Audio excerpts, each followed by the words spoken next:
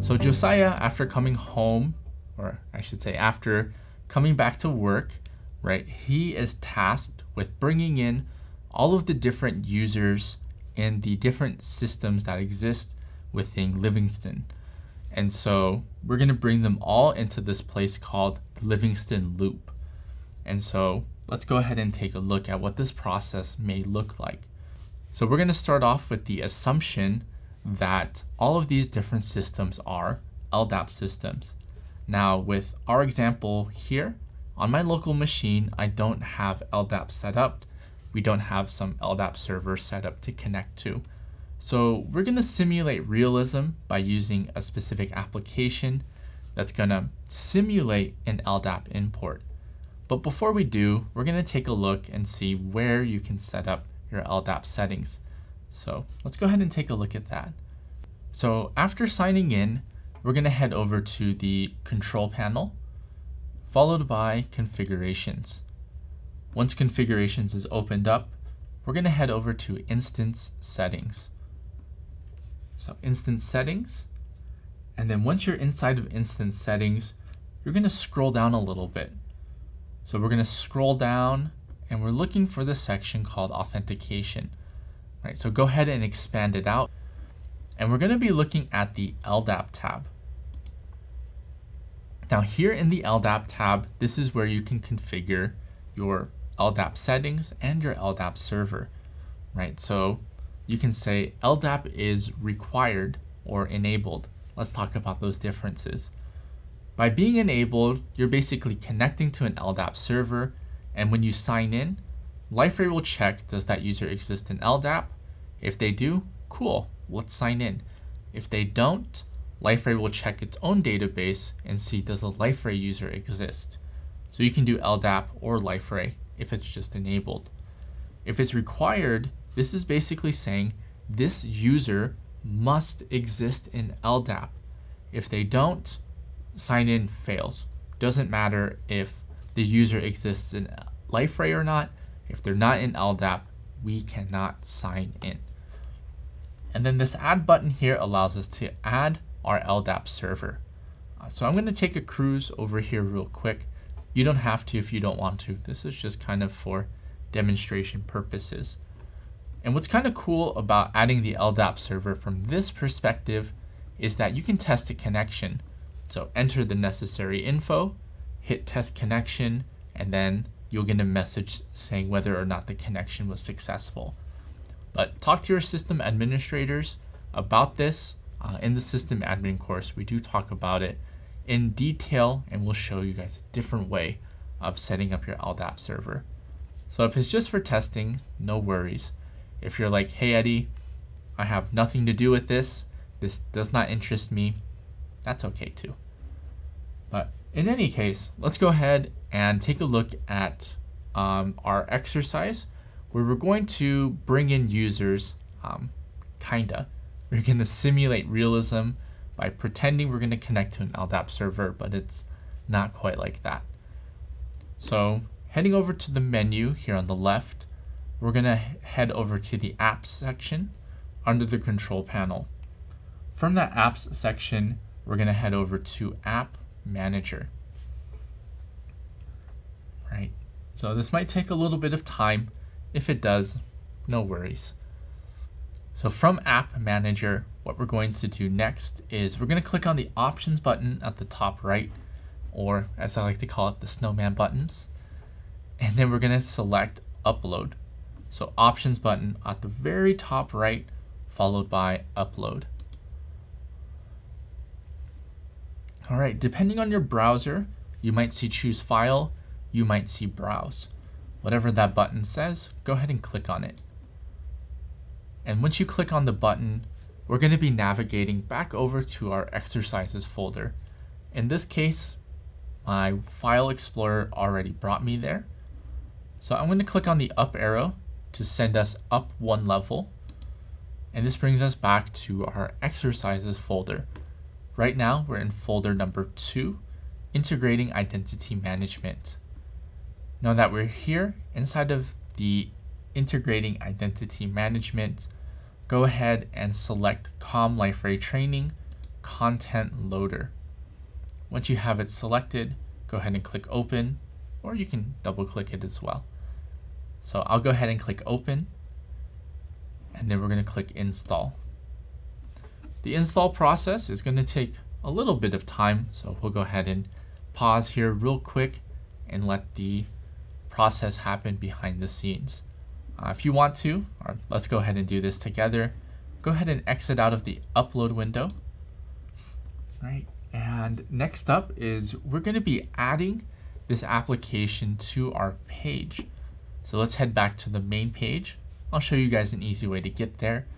All we need to do is click on the Livingstone Hotel and Resorts up here at the very top left.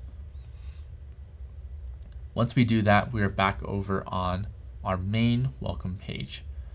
So I'm going to click on the menu button just to give us a little bit more space here on the screen. And then let's click on the plus button over on the right hand side. So by clicking on the plus button, it opens up the add menu, and we're going to be adding our content sample application. So we're going to wait for it to load up. And again, things do take a little bit of time since this is our first pass through with Liferay. So once it's eventually loaded up, we're going to head over to the widgets section. And then from widgets, we're going to head down to the sample section. In the sample section, you should see an application or a widget called Content Loader. Go ahead and drag and drop the content loader on the page. So click and hold, drag and drop. You're going to see a dark blue line. When you see that dark blue line, this is the indicator that once you let go, this is where the application is going to be. So let's see. I'll add it below our welcome to Liferay. And then I'm going to close out of the add menu right here, again, just to give us some more space. It's going to take a little time for it to load up. And if it takes a little time for you, no worries. It is kind of a slow process. Eventually, our application on the page is going to load up. And so we're going to go through and run this. This is going to be importing a whole bunch of things for us. Things like users and sites and organizations and so on. So rather than having to create the whole Livingston Hotels and Resorts, we're only going to hone in on a few aspects, and a lot of the rest will be done for us, so we can have a good idea of what a more complete platform will look like. So we're going to first start off by importing our sites and our roles. So let's first go ahead and make sure we click on the right tab, and the correct tab is going to be sites. So we're going to start with sites first. So clicking on the sites link, we're going to click on choose file right afterwards. And then from choose file, we're going to be selecting the Livingston-sites. So once you have Livingston-sites selected, go ahead and click open, followed by add sites. And again, at any time, if I'm going too fast for too fast for you in the exercises, or if your computer is just taking a long time, always feel free to pause the video, catch up, and then start it back up whenever you're ready. So first part there, sites is done. The next one we're going to be selecting is roles. So let's go ahead and click on roles over here, almost completely to the right. So selecting roles within our content loader. From here, we're going to click choose file. We're then going to select the roles, so Livingston-roles. We're going to click open, and then we're going to click add roles.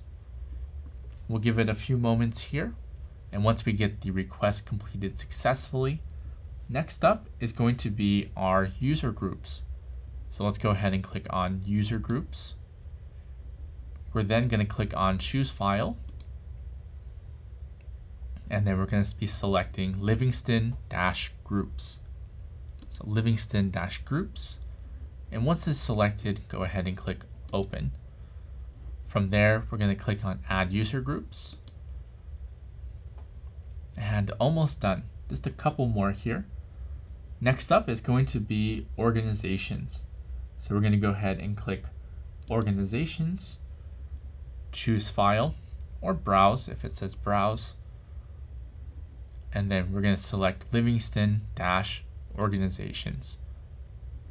All right, once we do, go ahead and click open and then add organizations. All right, finally, last but certainly not least, we are at the users. It defaults there, but I'm going to click on users again anyways, just in case. From there, I'll click on choose file, and then Livingston users, followed by open. And then last time we're going to do this, go ahead and click on add users. So this one does take a little bit of time because we are bringing in a whole bunch of users.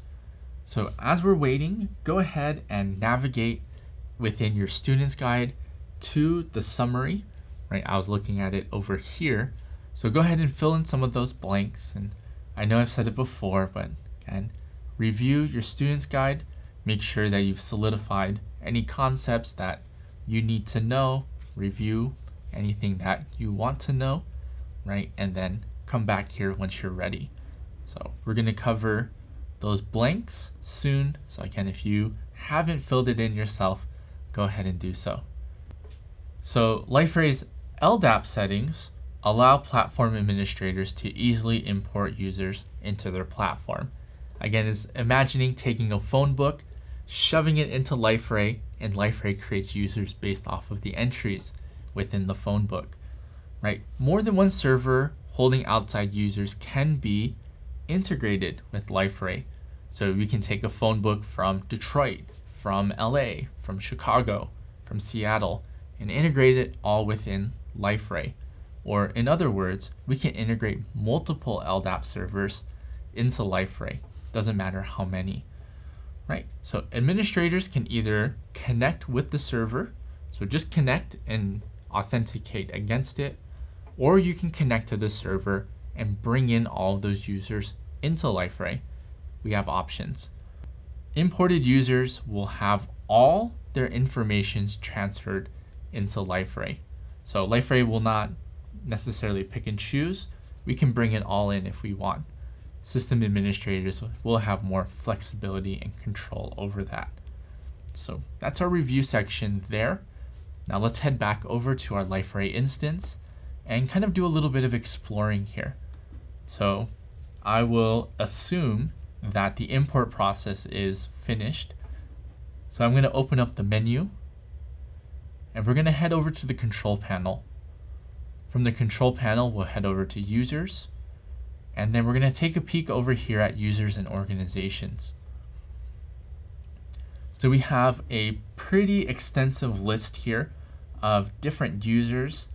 You'll see a Sally, you'll see Leo, you'll see George, right? There's an Anthony, right? And so on. So you should have a pretty extensive list of users here, right? If you want to do a little bit more exploring, you can head over to each one of those different sections that we imported. So user groups, for example, we should see a number of user groups as well, like we see here. Same with sites, same with organizations. So feel free to play around to navigate around Liferay as well, and talk to some of your coworkers, right? Where are your users located? How do you guys plan to bring in your users into Liferay? Is it going to be a mass import, or are you just going to connect to it? Are you even using LDAP, or maybe you'll have a different system? These are all really good questions to discuss with your coworkers, discuss with yourself, maybe jot down some notes there. So this covers this section, and I'll see you over in the next section.